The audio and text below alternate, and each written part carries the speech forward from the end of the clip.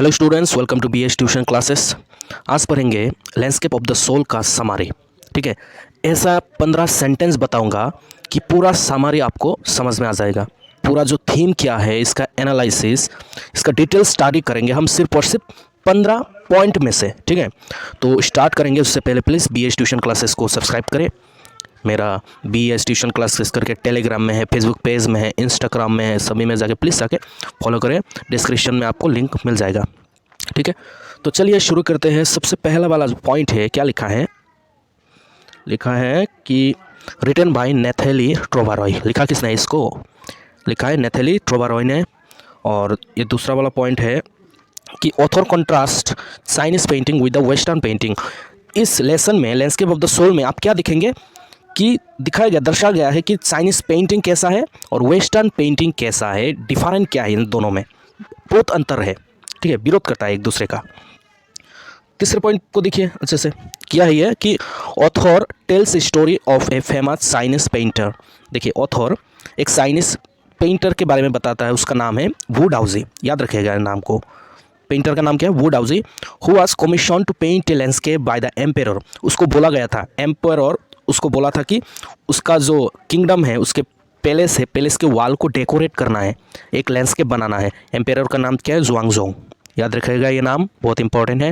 राजा ने बोला था कि मेरा जो दरबार है, राज दरबार है, वहाँ पर एक वॉल है, उस पर आप एक पेंट बनाना है। ठीक है, किसको कहा था? वू डाओजी को कहा था। उसके बाद देखिए, उसके बाद है ये वाला, emperor show a wonderful scene. देखिए, उन्होंने तो पेंटिंग तो बना लिया वॉल में। उस पेंटिंग में क्या क्या था?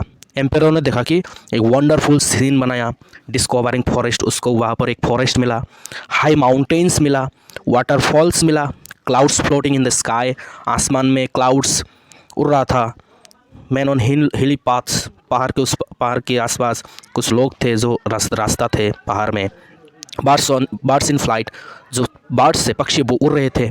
ठीक है, और एक गुफा था। मैंने यहाँ पर नहीं लिखा, लेकिन एक गुफा था। ठीक है, तो दूसरा बात क्या है, यहाँ पर आ जाइए इस पॉइंट में। The painter clapped his hands and the entrance to the cave open. जब वू डाओजी पेंटर, उन्होंने क्लैप किया राजा जी के सामने, क्लैप किया तो वो जो गुफा था, गुफा का दरवाज़ा खोल गया। ठीक है, पेंटर एंटर्ड द केव, उस केव के अंदर जाता है। देखिए क्या मतलब, इससे आश्चर्य बात है कि वॉल में एक पेंटिंग बनाता है और उस वॉल के सामने जाकर वू डाओजी क्लैप करता है। ठीक है, और वही गुफा खुल जाता है दीवार पे, और उसी गुफा में वो एंटर भी करता है। एंट्रेंस क्लोज्ड, और वो दरवाज़ा उधर जाने के बाद, गुफा के अंदर जाने के बाद वो गुफा बंद हो जाता है। पेंटर वैनिश्ड फॉरएवर, और वो जो पेंट है, पेंट जो है वो भी ख़त्म हो जाता है। ठीक है, और पेंटर तो अंदर वो पेंटर गायब हो जाता है हमेशा हमेशा के लिए। ये भी कब था? 8th सेंचुरी में था। तो चलिए नेक्स्ट क्या है, ये लाइन में पढ़िए कि a Chinese landscape is quite different from that of European. एक चाइनीज़ लैंडस्केप जो है, चाइनीज़ पेंटिंग्स जो है, आर्ट जो है, वो यूरोपियन आर्ट से, पेंटिंग से अलग है। कैसे? यहाँ पर देखिए, Chinese painters don't paint reality. जो चाइनीज़ पेंटर है ना, वो रियलिटी को नहीं दिखाता है, but spiritual landscape. Chinese landscape कैसा होता है? स्पिरिचुअल होता है, थोड़ा सा रिलीजियन के साथ जुड़ा हुआ पेंटिंग्स वो बनाते हैं। आप अगर उसको देखेंगे ना तो उसको रियलिटी जैसा नहीं लगेगा, लेकिन जो यूरोपियन पेंटिंग्स है उसमें थोड़ा सा रियलिटी जैसा लगता है। हम इस चैप्टर में पढ़ेंगे कि लाइन बाय लाइन पढ़ते हैं। चलिए, यही बताता है कि चाइनीज़ पेंटर्स रियलिटी को नहीं दिखाता है। ठीक है, उसके बाद यहाँ पर European landscape is real and based on delicate realism. और यूरोपियन पेंटिंग्स जो है वो रियलिटी को दिखाता है। एग्जांपल भी देंगे, रुकिए। ठीक है, यूरोपियन पेंटिंग्स रियलिटी को दिखाता है। जैसे एग्जांपल दिया, चाइनीज़ पेंटिंग में एग्जांपल दिया वू डाओजी का। ठीक है, अभी यूरोपियन पेंटिंग में एक एग्जांपल देगा, पेंटर का नाम है क्विंटन मैट्सी। ठीक है, ये लाइन पूरा पढ़ेंगे। क्या है? Quentin Matsys story represent the essence of western paintings. तो ये क्विंटन मैट्सीज का जो स्टोरी है वेस्टर्न पेंटिंग का, आप यहाँ पर देखेंगे, बहुत इंपॉर्टेंट है। He was a blacksmith. Quentin Matsys painter था, लेकिन उससे पहले क्या था? एक ब्लैक स्मिथ था, लोहार थे। And loved a famous painters daughter, और एक फेमस पेंटर थे, उनके बेटी को पसंद करते थे। कौन? ये ब्लैक स्मिथ क्विंटन। ठीक है, but he wasn't accepting Quinton as a son in law. तो और वो जो फेमस पेंटर थे वो क्विंटन को पसंद नहीं करते थे, क्योंकि क्विंटन तो ब्लैक स्मिथ था, और अपने बेटी के लिए कौन ऐसा दामाद ढूंढेगा कि ब्लैक स्मिथ उसका दामाद बने। नहीं, वो भी यही तो चाहेगा कि मेरा दामाद एक फेमस पेंटर हो, यही तो चाहेगा ना। तो चलिए नेक्स्ट करते क्या है, ये वाला पढ़िए कि one day he entered painters that is father, और लड़की के पिताजी का जो स्टूडियो था, one day he entered painters studio and paint a fly. देखिए एक दिन वो जो हमारा क्विंटन है वो लड़की के पिताजी के स्टूडियो में घुस गया और एक फ्लाई एक मच्छर जैसा कुछ ड्रॉ किया, एक मक्खी ड्रॉ किया।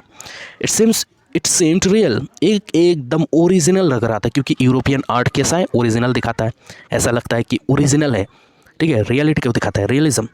It seemed real. और उसके पिताजी, लड़की के पिताजी जब स्टूडियो में आए, आकर देखा कि हाँ अरे ये यहाँ पर मक्खी क्यों बैठा है, वो उड़ाने के लिए कोशिश भी किया मक्खी को। The painter was impressed by his paintings, Quentin's का पेंटिंग को देख के बहुत ही खुश हुआ, ठीक है, वो उड़ाना चाहा पेंटिंग को, क्योंकि उसको ओरिजिनल लग रहा था। वो देखा बाप रे बाप इतना शानदार पेंटिंग है, मैं तो इसको ओरिजिनली समझ बैठा था, ठीक है, ऐसा उसको रिएक्शन आया।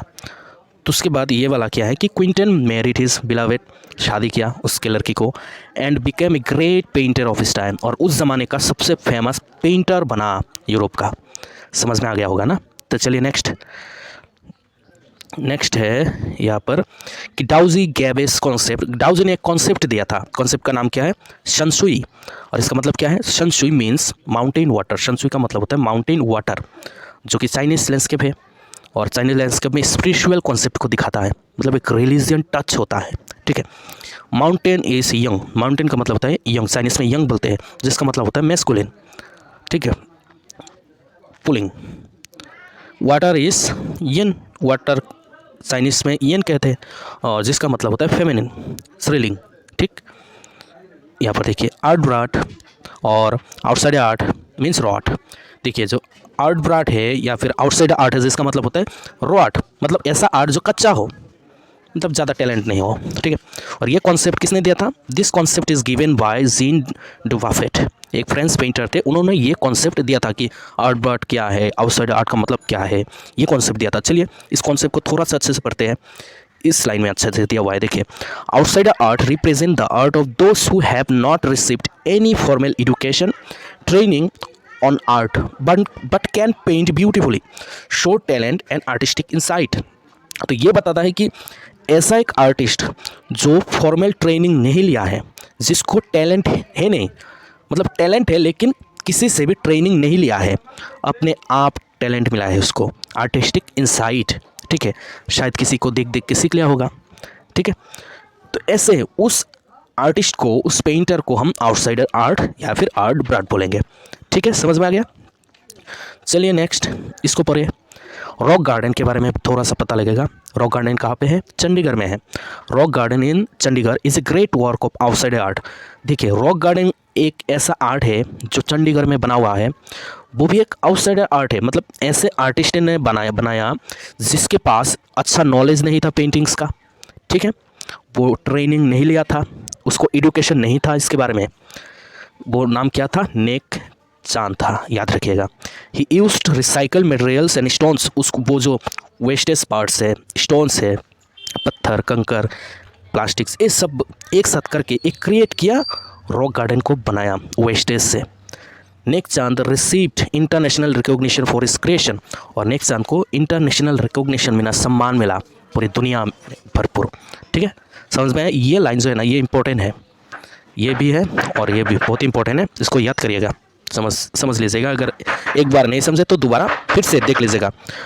तो देखिए ये भी पढ़ेंगे, लेकिन उससे पहले प्लीज़ BS ट्यूशन क्लासेस को अगर सब्सक्राइब नहीं किया तो प्लीज़ जाके सब्सक्राइब करें। सबसे पहले तो 1 सेकंड ही लगेगा सब्सक्राइब करने में, ठीक है, और देखने के बाद दोस्तों को बिल्कुल शेयर करें, लाइक करें। तो ये दो पढ़ेंगे, क्या है, in a Chinese landscape the painter requires an active participation of the viewer and Chinese painter wants his viewer to enter his mind and not to borrow his eyes, ऐसा है, बोरो नहीं लिखा, ओके। देखिए Chinese landscape में, Chinese paintings में जो painter होता है उसका सोच क्या है, वो चाहता है कि जो व्यूअर है, जो लोग हैं, जो पेंटिंग को देखेंगे ना, वो पेंटिंग को किसके नज़र से देखना पड़ेगा, पेंटर के नज़र से देखना पड़ेगा, तभी जाके समझ में आएगा। ये कैसा बात हुआ भाई, पेंटिंग हमको देखना है, हमारा तो उतना एजुकेशन है ही नहीं कि एक पेंटिंग को देख के समझ में आ जाए। जैसे एब्स्ट्रैक्ट पेंटिंग, उसको देख के तो समझ में नहीं आएगा। तो उनके हिसाब से, चाइनीज़ पेंटिंग के हिसाब से, कि अगर आप एक पेंटिंग को समझना चाहते हैं तो आप पेंटर के नज़र से देखना पड़ेगा, पेंटर के माइंड के हिसाब से, पेंटर के माइंड में घुसना पड़ेगा आपको, तभी जाके। ये वाला देखिए, On the other hand, in European painting, the painter borrows the viewer's eye and want him to view his art as he show it. बहुत अच्छा बात बताया। क्या बताया कि यूरोपियन पेंटिंग में क्या होता है कि लोग कैसे समझना चाहते हैं, लोग कैसे समझता है, लोग जैसे समझता है उस प्रकार से वो लोग पेंटिंग करता है। ठीक है, लोगों को जैसे समझ में आता है, यहाँ पर पेंटर्स क्या करता है, लोगों के माइंड में घुसता है कि लोग कैसे कैसे समझना चाहते हैं पेंटिंग्स को, लोग कैसे समझते हैं पेंटिंग्स को, उस हिसाब से पेंट करता है यूरोपियन पेंटर्स। ठीक है, ये बहुत अच्छा बात है कि लोग तो एजुकेटेड, सभी लोग तो एजुकेटेड नहीं बनते, सभी लोगों को फॉर्मल ट्रेनिंग, प्रॉपर ट्रेनिंग तो नहीं मिलता, और हर लोग पेंटिंग्स में तो जाना नहीं चाहते। तो बेस्ट वे ये है यूरोपियन पेंटिंग्स में कि वो सोचते हैं कि लोग क्या सोचते हैं। अगर आप बिज़नेस करेंगे तो डिमांड होना पड़ेगा वो चीज़ में, प्रोडक्ट में। यस और नो, लोग जो चाहते हैं वही आपको देना पड़ेगा, तभी जाके तो सेल बढ़ेगा। अगर ऐसा है लोगों के पास डिमांड नहीं है फिर भी आप उस चीज़ को प्रोडक्ट कर ही रहे हैं, कर भी रहे हैं, ऐसा करके नहीं होगा। बस थोड़ा सा इसके बारे में है। तो thank you so much BST tuition classes में कंटिन्यू रहने के लिए, और डिस्क्रिप्शन में जाइए, बहुत सारा वीडियोस मिल जाएगा डिस्क्रिप्शन में, और नेक्स्ट वीडियो के लिए प्लीज़ वेट कीजिए। Thank you so much.